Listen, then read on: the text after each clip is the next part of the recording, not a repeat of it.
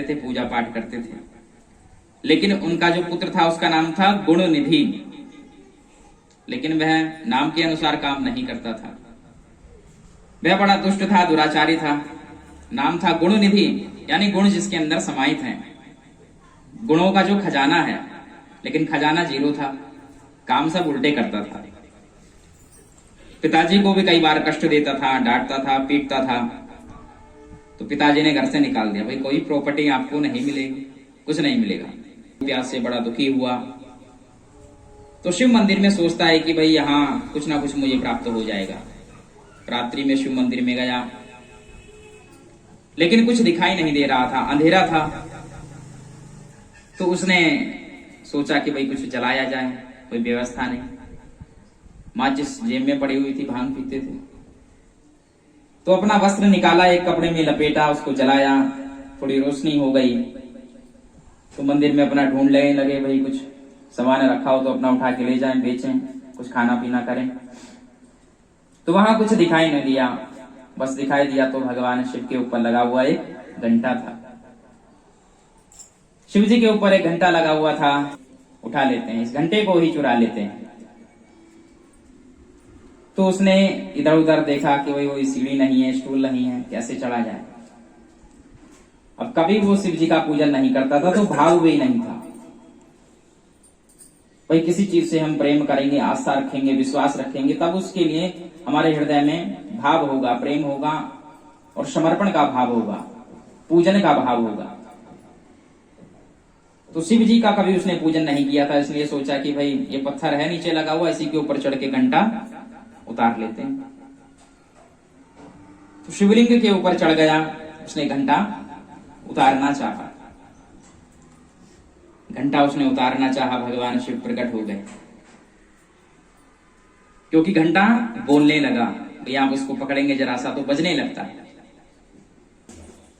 तो भगवान शिव प्रकट हो गए, कहने लगे वरदान मांगो।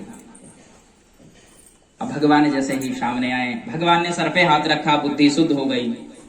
मन में बड़ा भाव आया कि प्रभु अपने जीवन को मैंने बहुत बेकार कर दिया है, बहुत पाप किया है प्रभु, मैं योग्य नहीं हूं कि आपके चरणों का भी स्पर्श कर सकूं। लेकिन प्रभु बड़ी कृपा हुई, कुछ ना कुछ किसी ना किसी जन्म में मैंने कुछ अच्छा किया होगा, तभी आपके आज दर्शन हुए। तो भगवान शिव कहते हैं कि भाई हर कोई तो मुझ पर कोई बेल चढ़ाता है, कोई पत्र चढ़ाता है, कोई पुष्प चढ़ाता है, कोई दक्षिणा चढ़ाता है, लेकिन तुम तो पूरे ही चढ़ गए। तो भैया इसलिए हम प्रसन्न हो गए, क्योंकि चढ़ तो गए, अब बैठे ही रहोगे तो फिर दिक्कत हो जाएगी। तो इसलिए भाई हम आपको दर्शन देने आ गए। तो भगवान ने कहा कि अगला जन्म तुम्हारा बहुत उत्तम होगा, अगले जन्म में तुम राजा बनोगे। तो भगवान आशीर्वाद देकर अंतर ध्यान हो गए और उस चोर ने उसके पश्चात कभी भी चोरी नहीं की। भगवान शिव की साधना करने लगा, खूब प्रेम से भगवान का पूजन करने लगा, क्योंकि भगवान के दर्शन हो चुके थे, ज्ञान हो चुका था। तो समय अनुसार उसने अपने देह को त्याग दिया, धीरे धीरे करके भगवान शिव का पूजन करते हुए। तो अगले जन्म में वह राजा अर्दिम का पुत्र हुआ। धीरे धीरे राजा ने अपना राज्य छोड़ा, अपने पुत्र को दिया। तो पुत्र ने जैसे ही गद्दी संभाली, राज्याभिषेक हुआ, तो उसने राज्य में ऐलान कर दिया क्या कि राज्य के पास जितने भी शिव मंदिर हैं वहां पर सभी लोग नित्य प्रति जाएं और बिना किसी विचार के, बिना किसी विमर्श के वहां जाकर दीपक प्रज्वलित करें। ये राजा का आदेश है। तो पूरे राज्य में सभी लोग, जहां भी जितने मंदिर थे, सब लोग जाते वहां दीपक लगाते। और वह स्वयं भी बचपन से शिव मंदिर में खूब पूजा करता था, खूब भगवान की सेवा करता था, रोज सुबह शाम दीपक लगाता था। तो प्रभाव था, पिछले जन्म में भगवान शिव के दर्शन भी हुए, आशीर्वाद भी मिला। तो अगले जन्म में भी बाल्यकाल से ही पूजा का भाव था। कुछ बच्चों में होता है आरंभ से, कुछ गाने में बहुत माहिर होते हैं, कुछ बजाने में, कुछ भगवान की पूजा पाठ में, कुछ बच्चे पढ़ाई में बहुत तेज होते हैं शुरू से ही। तो कारण है कि प्रारब्ध की, पूर्व जन्म की कुछ स्मृति, कुछ ऊर्जा उनके अंदर रह जाती है। जिसका प्रभाव इस जन्म में दिखाई देता है। कम आयु में वह कला प्रकट हो जाती है, कम समझाने पर ज्यादा समझ लेता है। तो ऐसे ही वह राजकुमार भी राज्य करने लगे सुंदर, भगवान शिव की खूब आराधना करते हैं। तो धीरे धीरे समय के साथ उन्होंने अपना देह छोड़ दिया शिव की आराधना करते हुए। तो अगले कल्प में वह पद्म कल्प में पुलस्त ऋषि के पुत्र विश्रवा के पुत्र वैश्रवण यानी कुबेर बने हैं, रावण के बड़े भाई।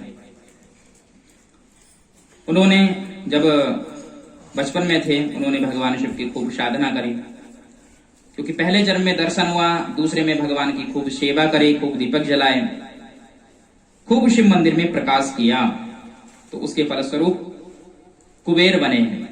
भगवान शिव की साधना करी, भगवान शिव ने आशीर्वाद दिया, तो लंकापुरी के वह राजा बने, जहां सोने की कोई कमी नहीं थी। हीरे जवाहरात, पन्ना, मणि, माणिक्य इत्यादि खूब थे। तो वहां का उन्हें अधिपति बना दिया है। यक्षों के वे राजा बने हैं, यक्षराज कुबेर, और भगवान शिव के मित्र भी हैं। तो यहां भगवान ने बताया है कि मंदिर में दीपक प्रज्वलित करने से एक मनुष्य, एक साधक कैसे शिव के दर्शन प्राप्त कर लेता है, कैसे अगले जन्म में राजा बन जाता है, और तीसरे जन्म में वह धन का स्वामी बन जाता है। कुबेर जो पूरे संसार को धन प्रदान करते हैं। भाई लक्ष्मी जी तो देवी हैं, उनकी साधना करते हैं तो कुबेर को आदेश देती हैं, तब जाकर मनुष्य को धन प्राप्त होता है।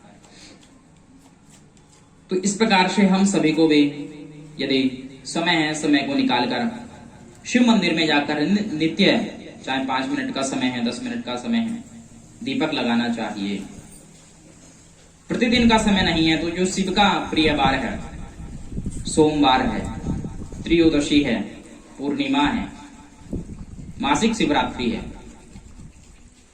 तो ऐसे पवित्र समय में अवश्य दोनों समय भगवान शिव के मंदिर में प्रकाश करना चाहिए, दीपक जलाना चाहिए, दीपक घी का, क्योंकि गाय से जुड़ी हुई जो भी वस्तु है वो भगवान को और देवताओं को अत्यंत प्रिय है। तो गाय के घी का दीपक अवश्य प्रज्वलित करना चाहिए। और विशेष कृपा चाहते तो नित्य कैसा भी हो, चाहे स्वयं पहुंचे, बच्चों को भेजें, लेकिन दीपक का नियम होना चाहिए। यदि कुबेर की तरह भगवान की कृपा चाहते हैं, जैसे कुबेर पर्व, तो यदि ऐसी कृपा चाहते हैं तो हम सभी को नित्य भगवान शिव के मंदिर में जाकर दीपक प्रज्वलित करना चाहिए। कुबेर के घर में फोटो होगी लेकिन उनकी कथा मालूम नहीं, कुबेर कैसे बने। तो भगवान शिव की कृपा से ही कुबेर को धनाधिपति का पद प्राप्त हुआ। तो बच्चों को हमें समझाना चाहिए कि दीपक प्रज्वलित करने से जीवन में संपन्नता आती, प्रकाश होता है और भगवान की कृपा प्राप्त होती है। हर मनुष्य चाहता है कि जीवन में प्रकाश रहे, कठिनाइयां यदि आए तो भगवान हमारे साथ रहें, बड़े रूप में आए, छोटे रूप में निकल जाएं। तो इस प्रकार से यदि भाव रहेगा, बच्चों को समझाया जाएगा, तब उनकी आस्था, तब उनका विश्वास जागृत होगा धर्म के प्रति।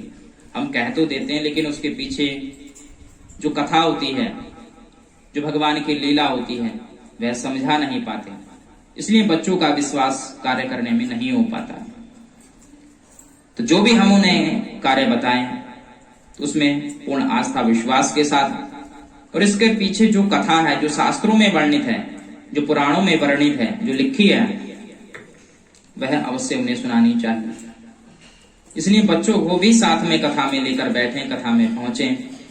कोई पूजा पाठ कर रहे हैं तो बच्चों से भी करवाएं, उनको समझाएं कि ऐसे करना है, ऐसे नहीं करना है। तो सारी चीजें जब पूजा पाठ करना हम सिखाएंगे तभी वह सीख पाएंगे।